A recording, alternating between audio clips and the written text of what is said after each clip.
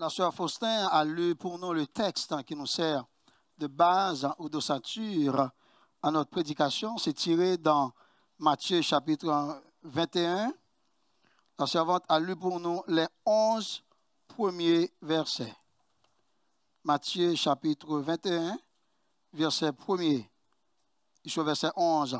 Donc, par souci de rappel et d'économie, je vais vous relire donc, le 8e verset et le 9e verset. Matthieu chapitre 21, tournez avec nous. Verset 8 et verset 9.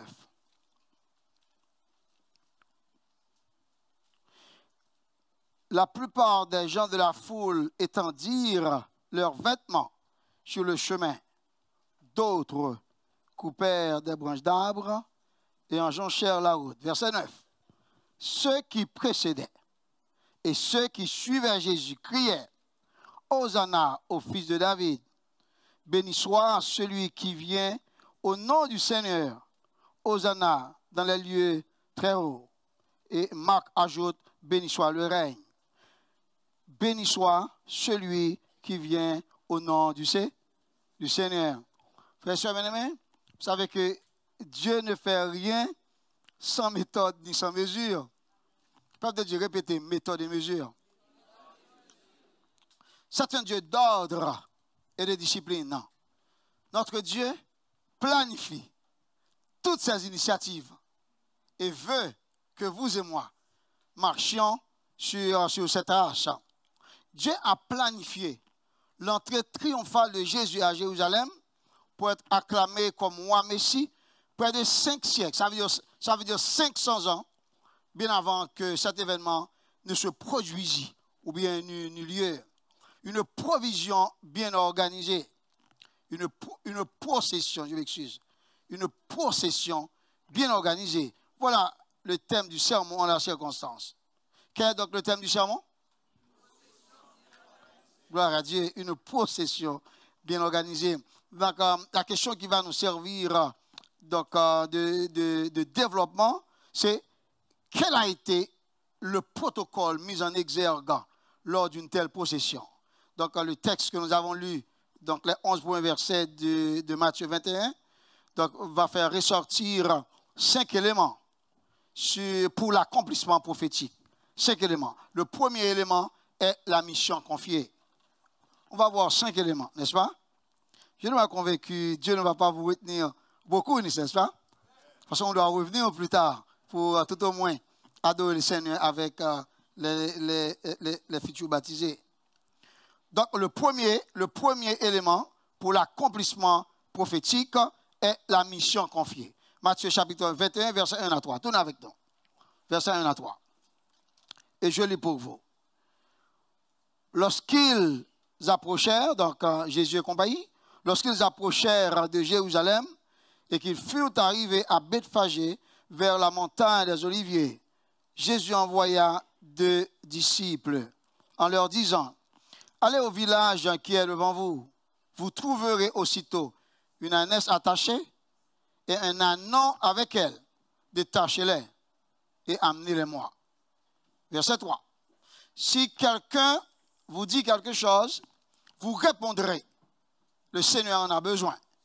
Et à l'instant, il le laissera aller. Ce que j'aime dans le Seigneur, c'est la simplicité, n'est-ce pas? C'est la simplicité.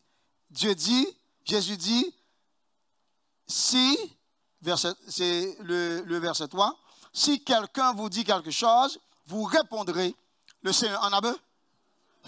C'est comme l'évangélisation. Il n'y a rien, n'est-ce pas? Il n'y a rien à compliquer, n'est-ce pas? On dit ce que Dieu nous dit de dire, c'est tout, n'est-ce pas? Si les gens acceptent, gloire à Dieu, et on souhaite que le message soit reçu, n'est-ce pas? Donc, la parole de Dieu, Jésus et ses disciples, alors quand ils s'approchèrent près de Bethphagée, donc Jésus envoya 2 disciples. Bethphagée, chers amis, signifie donc dans la langue hébraïque maison des figues, ou bien maison des figues non mûres ou pas mûres. C'est la recherche que j'ai faite qui fournit ces résultats. Donc, Bethphagée, c'est un lieu de l'ancienne Judée, aujourd'hui partie de Jérusalem, qui est cité dans le Nouveau Testament, donc avant que Jésus ne fasse Jérusalem. Il y a une précision à apporter, chers amis. Donc, Jésus dit, il envoya des disciples, il dit, allez au village qui est près de vous. Ça, c'est une précision, n'est-ce pas? Est-ce que vous voyez? Le Seigneur conduit toujours dans la bonne direction. Le Seigneur dit, allez au village qui est près de précision. Il continue pour dire, vous trouverez aussitôt une ânesse attachée et un ânon avec elle. Ce qui attire mon attention, Jésus n'a pas été dans le village. Il n'a pas été dans le village. D'ailleurs, il vient d'entrer, n'est-ce pas, de manière modeste. Mais il sait que dans le village, dans un endroit précis, on va trouver une ânesse et un ânon attaché. Ça attire notre attention, n'est-ce pas? Cela démontre, n'est-ce pas? Donc, cela démontre l'omniscience de Jésus, n'est-ce pas? Il connaît exactement là où se trouvent les animaux. Écoutez, ce sont les animaux dont Jésus aura besoin, n'est-ce pas, pour faire partie de son cortège. Un grand Dieu, n'est-ce pas? Un grand Dieu. Dieu, n'est-ce pas, il utilise l'humilité, n'est-ce pas, la modestie pour se présenter au monde entier. Vous trouverez une ânesse attachée et un ânon avec elle. Jésus dit, détachez-les et amenez-les-moi. Non seulement cet épisode démontre l'omniscience de Jésus, mais aussi sa suprême autorité. Il dit, détachez-les et amenez-les-moi. Personne ne saurait faire échec aux recommandations du Seigneur. Donc, si Jésus, chers amis, connaît la position exacte et le type de chaque animal qu'il veut avoir dans son cortège, nous pouvons croire aussi qu'il connaît tout de nous, n'est-ce pas? Il connaît nos pensées, nos feintes, nos habitudes, n'est-ce pas? Nos projets, nos faux pas, tout comme nos bons pas, n'est-ce pas? Jésus connaît absolument tout de nous. Donc, nous devons être sincères et honnêtes dans nos relations avec Dieu. Jésus envoya 2 disciples. Nous allons faire quelques observations à partir de ce fragment du texte. Et vous voyez que les noms des 2 disciples ne sont pas mentionnés. Tournez avec nous, regardez pour voir. Regardez pour voir dans Matthieu chapitre 21. C'est le verset 1er. Jésus envoya 2 disciples. Est-ce que la Bible mentionne les noms des disciples? Non. Non. Donc, les noms des 2 disciples ne sont pas mentionnés. Donc, le Saint-Esprit qui pousse les hommes à écrire les Saintes Écritures n'a pas jugé non plus nécessaire de nous révéler l'identité de ces disciples. Mais les 2 disciples eux-mêmes, ils savaient que la mission leur était confiée, n'est-ce pas? Nous pouvons également imaginer, et cela avec sans aucun doute, que les autres disciples qui étaient là, ils savaient à qui Jésus, n'est-ce pas, avait confié la mission. Et sans doute, Jésus lui-même, il connaît l'identité de ces 2 disciples à qui il avait confié la mission. Le fait que le Saint-Esprit n'a pas révélé les noms des 2 disciples doit nous apprendre une bonne leçon dans le service à l'église ou dans le champ missionnaire. C'est quoi cette leçon? C'est que Dieu ne nous pousse pas à la notoriété, mais il nous pousse à l'humilité. La notoriété nous fait jouir d'une renommée publique, tandis que l'humilité nous fait jouir de l'approbation divine. C'est ce que Dieu veut. Dieu ne veut pas avoir en sa présence des gens notoires. Mais Dieu veut que nous soyons des serviteurs et des servantes humbles en sa présence. Si Dieu vous confie un ministère et que vous voyez que l'Église ne vous met pas en honneur, ne soyez pas découragés, n'est-ce pas? Dieu vous connaît. Ça pourrait bien que vous exerciez, n'est-ce pas, vous exerciez des ministères silencieux, mais Dieu vous voit, n'est-ce pas? Ce qui est certain, c'est que l'Église peut oublier, n'est-ce pas? Peut oublier de bonne foi ou de mauvaise foi, de vous honorer. Mais la parole de Dieu n'est pas injuste pour oublier notre travail. Et l'amour que nous avons montré pour son nom. Donc, nous devons apprendre à servir dans la mesure que Dieu lui-même a départi à chacun de nous. Si le premier élément pour l'accomplissement prophétique est la mission confiée, le deuxième élément, chers amis, c'est la mission accomplie. Tournez avec nous dans Matthieu chapitre 21, verset 6 et verset 7. La parole de Dieu dit, les disciples allèrent et firent ce que Jésus leur avait ordonné. Ils amenèrent l'ânesse et l'ânon, mirent sur eux leurs vêtements et le firent asseoir dessus. Un autre élément qui attire mon attention, c'est que la parole de Dieu dit, les disciples, non seulement ils obéirent à la recommandation du Seigneur, ils amenèrent l'ânon, et ensuite, ils mirent sur l'ânon et l'ânesse, donc sur eux, leurs vêtements, et firent asseoir Jésus dessus. Un élément qui attire mon attention, c'est que les disciples, ils savaient, n'est-ce pas, qui allait monter, n'est-ce pas, sur l'ânesse. Donc, il y a un protocole pour recevoir Dieu dans notre vie. On ne reçoit pas Dieu de n'importe quelle manière. C'est pourquoi, quand on veut faire un don à Dieu, ce don doit nous être précieux, chers amis. Dieu, on ne doit donner rien à Dieu qui soit méprisable. Est-ce que vous voyez? Donc, les disciples, ils nous laissent, n'est-ce pas? Ils nous laissent le modèle à suivre. Ils mirent leurs vêtements. Je ne m'ai convaincu, c'était, n'est-ce pas, des vêtements neufs. Des vêtements neufs. Ils mirent leurs vêtements et firent asseoir Jésus dessus. Donc, un autre élément qui attire mon attention, chers amis, c'est que la parole de Dieu dit que les disciples allèrent et firent ce que Jésus leur avait ordonné. La Bible n'a pas mentionné la somme de sacrifices consentis par les disciples, n'est-ce pas, pour aller, n'est-ce pas, au village et pour revenir auprès de Jésus. La Bible n'a pas mentionné cette somme de sacrifices. Ce qui importe pour Dieu, il est vrai que nous pouvons consentir les sacrifices, mais Dieu veut, n'est-ce pas, que sa recommandation soit suivie. C'est ce que Dieu veut, n'est-ce pas? Peu importe nos sacrifices. Mais Dieu veut que le travail qu'il nous confie, le travail soit bien fait, n'est-ce pas? Donc, ça, c'est un acte d'obéissance à l'endroit du Seigneur. Donc, peu importe, chers amis, peu importe le ministère que vous exercez, que nous exerçons, nous devons avoir du temps pour le ministère. Si vous avez un ministère, vous avez un ministère à remplir et que vous avez du temps, n'est-ce pas, pour remplir ce ministère, gloire à Dieu, n'est-ce pas? Si vous n'avez pas de temps pour exercer plus d'un ministère, n'allez pas chercher plus d'un ministère. Si vous n'avez pas de temps pour exercer plus d'un ministère. Si vous voulez exercer d'un ministère dans cette église, ou bien dans votre congrégation, ou bien d'autres ministères dans d'autres congrégations, c'est bien. Pourvu que vous ayez le temps nécessaire pour les accomplir, n'est-ce pas? C'est bien ça.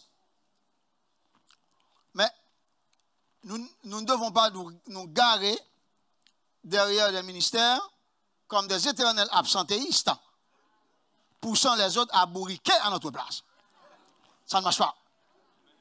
Si vous êtes disposé, si vous voulez avoir le ministère, vous devez aussi avoir le temps nécessaire pour les remplir. Si vous savez que vous n'avez pas de temps, laissez le soin aux autres qui ont du temps exercer ce ministère. Est-ce que vous comprenez ça? C'est la sagesse de Dieu, n'est-ce pas? Parce que c'est un non-sens que quelqu'un brigue un poste ou bien exerce un ministère, il n'est jamais disponible pour exercer le ministère et que les autres, à ses côtés, ce sont ces personnes-là qui travaillent pour elle. Ça ne marche pas, n'est-ce pas? Ça ne marche pas, c'est un non-sens. Et Dieu aussi blâme ce comportement. Donc les deux disciples envoyés par le Seigneur s'étaient rendus disponibles. C'est la leçon que Dieu nous a communiquée, chers amis. Donc en toute chose, la parole de Dieu dit, en toute chose nous avons appris qu'il faut considérer là, c'est la fin qui couronne l'œuvre. La réquisition de ces animaux accomplit la prophétie d'Ésaïe et de Zacharie. Dites à la fille de Sion, voici ton roi vient à toi, plein de douceur et monté sur un ânon, le petit d'une ânesse. Cette prophétie avait déjà annoncé, bien avant son occurrence. Dites à la fille de Sion, c'est un hébraïsme. C'est un hébraïsme, la fille de Sion, pour parler de Jérusalem dans son intégralité. Quand la Bible dit fille de Sion, la Bible parle de tout le pays. Ou bien fille de Jérusalem, la Bible parle de tout le pays. Ça, on dit en langage biblique, théologique, c'est un hébraïsme. La Bible dit ton roi vient à toi. Regardez pour vous, chers amis, ce n'est pas la foule qui fait de Jésus roi. Jésus, il était roi bien avant d'entrer à Jérusalem. Dans la prophétie, il dit voici ton roi vient à toi. Jésus était roi et cela bien avant la fondation du monde. Ton roi vient à toi plein de douceur. C'est sa modestie. C'est son humilité. Monté sur un ânon, le petit d'une ânesse. Dieu a choisi l'humilité pour se présenter à nous. Mais Dieu aurait pu, n'est-ce pas, utiliser toutes sortes d'appareils dans le monde pour se présenter à nous. C'est sa volonté aussi que son fils ait pris naissance dans un espace d'animaux, dans une étable. Tandis qu'il y avait des hôtels, n'est-ce pas, dans ces milieux-là. Dieu ne veut pas attirer l'attention de personne. Dieu est simple. Il veut aussi que nous soyons simples. Donc, si le premier élément, chers amis, pour l'accomplissement prophétique et mission accomplie, le deuxième élément, en fait, le premier élément, mission confiée, deuxième élément, mission accomplie, le troisième élément pour sa part est l'acclamation. L'acclamation. Tournez avec nous dans Matthieu 21, verset 8 et verset 9. L'acclamation. Verset 8. La plupart des gens de la foule étendirent leurs vêtements sur le chemin, d'autres en coupèrent des branches d'arbres et en jonchèrent la route. Verset 9. Ceux qui précédaient et ceux qui suivaient Jésus. Ça veut dire que Jésus était au milieu de la il y a des gens qui précédaient Jésus, il y a des gens qui suivaient Jésus. Et ils criaient, béni Hosanna, Hosanna au fils de David. Béni soit celui qui vient au nom du Seigneur, Hosanna dans les lieux très hauts. Ce n'est pas un hasard que la foule fiche à ce comportement. C'est parce que tournez avec nous dans Zacharie 9.9. Zacharie, c'est un livre facile à trouver avant Malachie. Zacharie 9.9. Tournez avec nous, nous allons lire cette prophétie émise par le serviteur de Dieu, le prophète Zacharie. C'est concernant l'entrée triomphale de Jésus à Jérusalem. Zacharie 9.9. La parole de Dieu dit, sois transporté d'allégresse, fille de Sion. Pousse des cris de joie, fille de Jérusalem. Voici, ton roi vient à toi, il est juste et victorieux, il est humble et monté sur un âne, le petit d'une ânesse. Encore précision, n'est-ce pas? Sois transporté d'allégresse, fille de Sion, pousse des cris de joie, fille de Jérusalem. Vous voyez, la deuxième strophe exprime exactement la même pensée que la première strophe. Ça veut dire que, donc, ces versets-là sont écrits en poésie hébraïque, n'est-ce pas? Donc, sois transporté d'allégresse, c'est la même expression que pousse des cris de joie. Fille de Sion, c'est encore la même que fille de Jérusalem. La fille de Jérusalem. Donc, Dieu utilise, n'est-ce pas, donc, la poésie hébraïque pour nous présenter sa parole sous forme de parallélisme. Donc, normalement, il y a l'accueil qui est réservé au roi, c'est quand les gens étendent dans leurs vêtements sur le chemin. Ça, c'est un accueil réservé au roi qui qu'il soit. Les gens aussi, ils coupèrent des branches d'arbres et en jonchèrent la route. normalement, ce sont des marques réservées au roi. Mais la différence, c'est quand ces gens-là chantent Hosanna. Ce cri-là doit être adressé seulement à Dieu. Il y a une précision. Les gens disent Hosanna au fils de David. Donc, on comprend que la foule était en train, n'est-ce pas, d'accueillir le roi Messie, n'est-ce pas? Béni soit celui qui vient au nom du Seigneur. Donc, ce qui attire notre attention, c'est que cette foule en liesse fait monter Jésus, donc tout le long, n'est-ce pas, de la procession, avec les oreilles remplies d'acclamations. Mais tout au moins, c'était pendant quelques instants. C'était pendant quelques instants. Et plus tard, vous allez voir, n'est-ce pas, cette même foule changer de comportement. Changer de comportement. C'est extraordinaire, n'est-ce pas, de voir la versatilité ou bien l'ambivalence des hommes sur la terre. La foule dit Hosanna, ça signifie sauve. Sauve. La foule souhaite que Jésus la sauve de l'oppresseur romain. Vous savez, en ce temps-là, c'est l'Empire romain qui dominait, n'est-ce pas?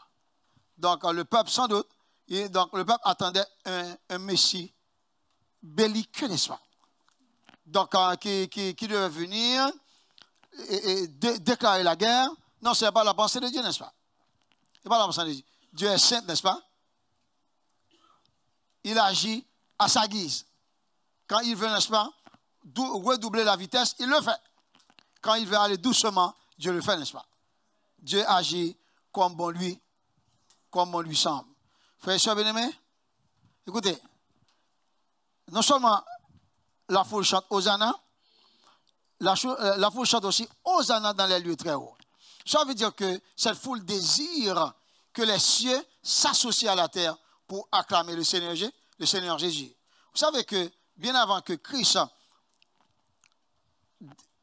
vint ici sur la terre, il était roi et cela de toute éternité. D'ailleurs, la parole de Dieu dit tout a été créé par lui et pour lui, c'est le Créateur. Mais quand il vint sur la terre, il renonce à la gloire qu'il avait auprès de Dieu, sans doute. Donc, l'adoration des anges également. Il avait renoncé à ce privilège pendant un certain temps. On comprend que ce soit le cri de la foule, quand la foule dit Hosanna dans les lieux très hauts, la foule voulait que les cieux aussi s'associent à ça. Donc, à elle pour souhaiter, pour acclamer Jésus, le Messie roi. Donc, si la foule pouvait acclamer le Seigneur Jésus comme moi, vous et moi aussi, c'est notre responsabilité, c'est notre privilège de donner des acclamations au Seigneur car il le mérite et il en est digne. Nous devons apprendre à donner au Seigneur la place qui lui revient. C'est le premier élément pour l'accomplissement prophétique, mission accomplie. Le deuxième mission confiée. Le deuxième élément, mission accomplie. Le troisième élément, l'acclamation. Le quatrième élément, pour sa part, c'est l'impression produite à Jérusalem. Au verset 10, tournez avec nous. Au verset 10. Matthieu 21, le verset 10. Je vais aller pour vous. Lorsqu'il entra, il ici remplace Jésus. Lorsque Jésus entra dans Jérusalem, toute la ville fut émue. Et l'on disait, qui est celui-ci? Toute la ville fut émue et on disait, qui est celui-ci? Ça, c'est l'impression produite par toute la ville de Jérusalem. D'autres versions, au lieu de dire toute la ville fut émue, d'autres versions disent toute la ville fut en émoi. En émoi, c'est la même expression. Donc le mot grec qui traduit émoi ici, c'est le mot qui a donné notre mot français séisme. Séisme, qui veut dire tremblement de terre. Donc certaines versions bibliques traduisent donc ce verset de la manière suivante.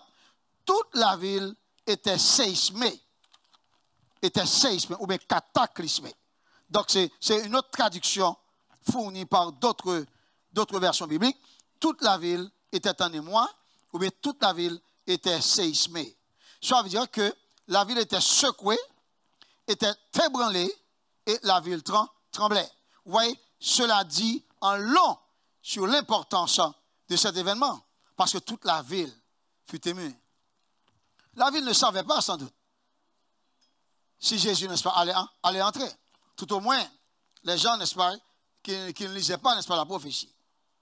Mais cependant, lors de son entrée, la ville était donc était émue, chers amis. Mais qu'est-ce qui a rendu toute la ville de Jérusalem si émue? On essaie ensemble de réfléchir sur cette question-là. Mais ce n'était pas un discours que Jésus a prononcé. D'ailleurs, la Bible ne dit rien à ce sujet. Ni un miracle qu'il a opéré dans la ville. Il ne faisait rien, n'est-ce pas, ce jour-là. OK? On comprend que c'était sa présence qui faisait toute la différence. Quand Jésus entre dans un milieu, il change les individus, n'est-ce pas? Il change les familles. Il change le milieu lui-même. Il change les perceptions. Il change les attitudes. Il change le caractère. C'est ce que Christ fait. Si Christ est dans notre vie, s'il n'y a aucun changement, posez-vous la question, est-ce que Christ est effectivement dans votre vie?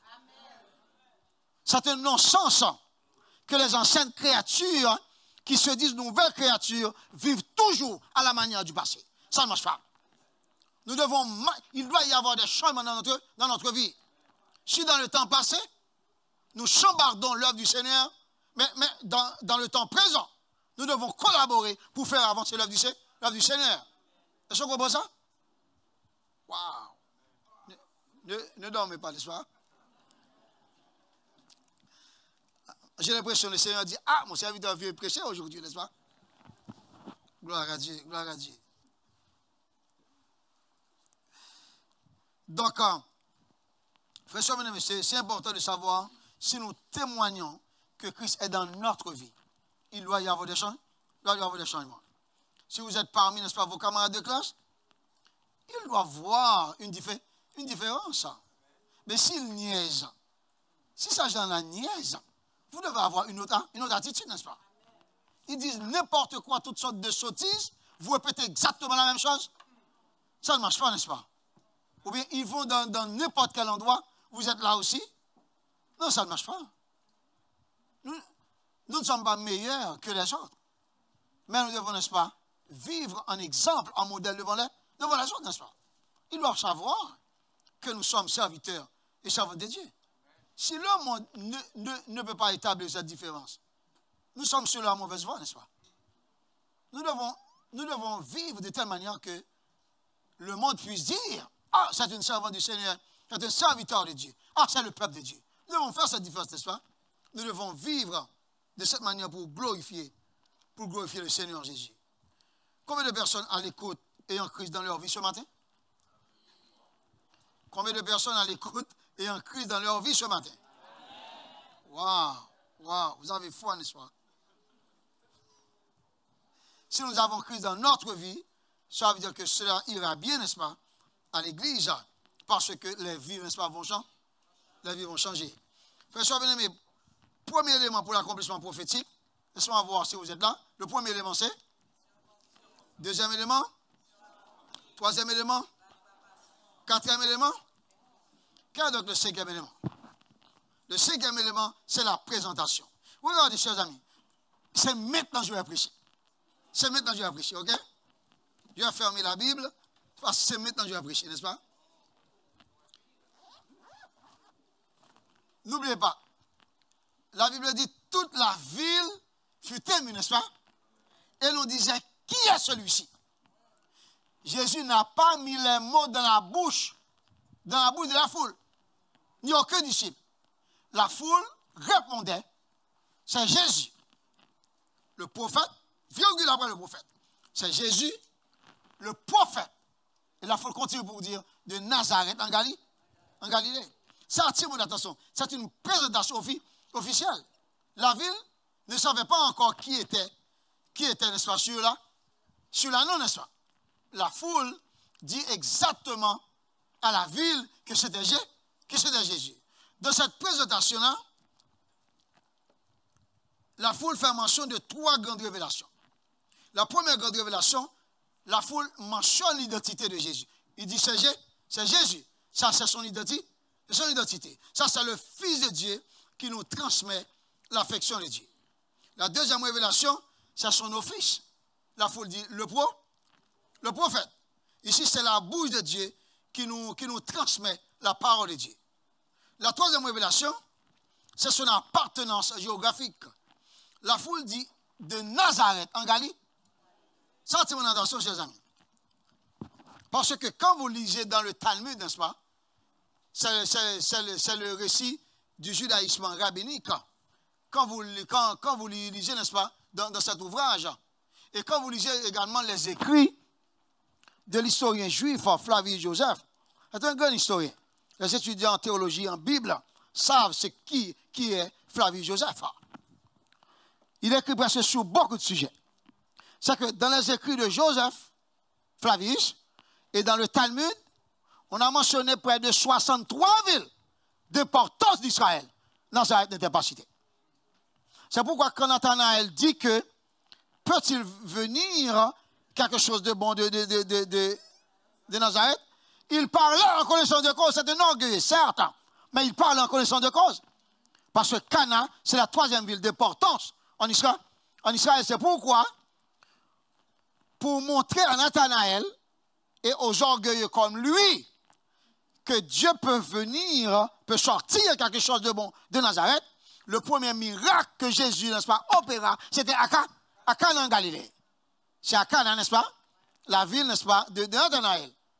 Jésus a transformé l'eau en pour dire, si personne à Cana ne pouvait, n'est-ce pas, donner du vin quand le vin, n'est-ce pas, en manquait, c'est Jésus le Nazaréen. Tout au moins, il a quelque chose, Jésus. Donc le lieu d'où il est ici aussi, est aussi quelque chose, n'est-ce pas? Peut-il venir ou sortir quelque chose de bon de Nazareth? Quand la foule mentionne de Nazareth en Galilée, la foule précise aussi, c'est la grâce de Dieu qui nous transmet le don de Dieu, et cela sans discrimination aucune. Sans discrimination aucune. Frères et sœurs bien-aimés, écoutez bien ceci. Est-ce que vous voyez que dans la pensée des gens intellectuels du temps, dans les écrits, Nazareth était méprisé, n'est-ce pas? Nazareth n'a aucune valeur. Tandis que dans le plan de Dieu, Nazareth avait beaucoup d'importance. De nos jours, personne ne peut dire Jésus de Canaan, n'est-ce pas? Ou bien Jésus d'Israël, ou bien Jésus de Jérusalem. C'est beaucoup plus facile de dire Jésus de Nazareth. Donc, Jésus change la réputation de Nazareth. De méprisable, Nazareth maintenant est devenu historique, n'est-ce pas? C'est ce que Dieu fait, chers amis. N'oubliez jamais votre origine modeste, n'est-ce pas? Regardez maintenant, vous êtes en dignité, n'est-ce pas? Et regardez ce que Dieu a fait pour vous. Dieu vous a mis en dignité, n'est-ce pas? Il vous a élevé, n'est-ce pas? En dignité, il vous a mis à l'honneur. Ne méprisez jamais votre origine, n'est-ce pas? Si vous êtes issu d'une famille méprisable, ayez le courage nécessaire, tandis que vous êtes grand ou grande, pour dire, comme vous me voyez maintenant, je n'étais pas toujours comme ça. Ma famille était pauvre. Je ne pouvais même pas aller à l'école, tandis que maintenant, je suis ce que je suis, par la grâce de Dieu. Quand vous n'avez pas honte de mentionner vos origines modestes, vous faites glorifier le nom de Dieu autour de vous, chers amis. Quelqu'un qui connaît, vous faites tout bon, c'est pas vrai, n'est-ce pas? Pas du tout. Dieu donne l'exemple, n'est-ce pas? Dieu donne l'exemple, chers amis. Nous devons montrer au monde entier qui nous sommes. Et ce que nous sommes, nous le sommes par la grâce de Dieu. La foule dit, c'est Jésus, le prophète de Nazareth en Galilée. La leçon à apprendre, chers amis, est que le nom de Jésus peut faire espérer contre toute espérance. Espérer contre toute espérance, c'est vouloir, en dépit de tout, croire que l'inespéré, c'est-à-dire l'impossible, l'invraisemblable, ce que le préjugé des hommes et les lois du monde interdisent d'anticiper. Donc c'est espérer, c'est que l'inespéré peut encore advenir.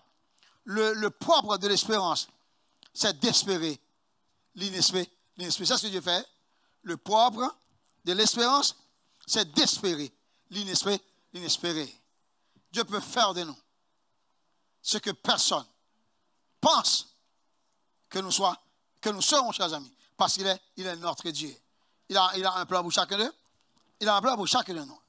Chers amis, l'histoire de Jésus à Jérusalem, tout au moins l'histoire de l'entrée triomphale, est riche en contrastes qui ont des applications concrètes pour les croyants. Le roi est venu en humble serviteur, monté sur un âne, pas sur un cheval galopant. Il ne portait pas d'habit royal, mais des vêtements pauvres et humbles. Jésus, il n'est pas venu en conquérant pour dominer par la force, comme le font les rois terrestres, mais avec amour, grâce et miséricorde, pour se sacrifier lui-même pour son peuple. Il n'est pas venu en roi à la tête d'une armée triomphante, mais comme un humble serviteur. Écoutez bien ceci, et gravez cela dans vos mémoires.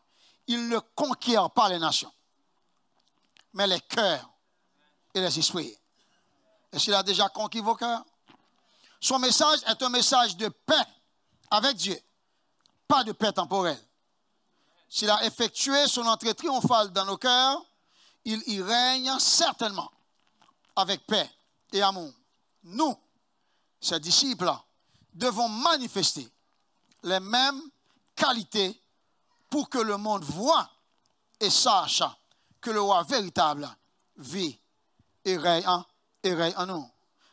Chers amis, cette même foule qui crie le dimanche des Rameaux, Hosanna, Hosanna, moins d'une semaine plus tard, allait crier, crucifie-le, crucifie-le. Ces gens qui se considèrent comme des adorateurs, ils se transforment, n'est-ce pas, en ennemis, en adversaires, chers amis. Nous prions que nous ne soyons pas ainsi, chers amis. Aujourd'hui, nous dansons, nous célébrons le Seigneur. Nous devons faire en sorte que, même sans le vouloir, que nous ne fichions pas un tel comportement. Il serait bien que nous ne disions pas au monde, crucifie, crucifie-le. Bon, où est-ce qu'on va trouver Jésus pour le faire crucifier? Mais nous pouvons, n'est-ce pas, le faire crucifier dans notre manière de faire, dans notre manière de dire, n'est-ce pas? Dans notre vie, chers amis. Mais nous devons demander à Dieu la grâce. Peu importe la situation, que nous soyons toujours dignes pour représenter valablement le Seigneur Jésus. Une procession bien organisée, chers amis. Thème développé pour vous en 5 éléments pour l'accomplissement prophétique. Premier élément, mission con. Deuxième élément, mission à con. Troisième élément, acclamant. Quatrième élément, impression produite à Jérusalem. Cinquième élément, présidence au fil.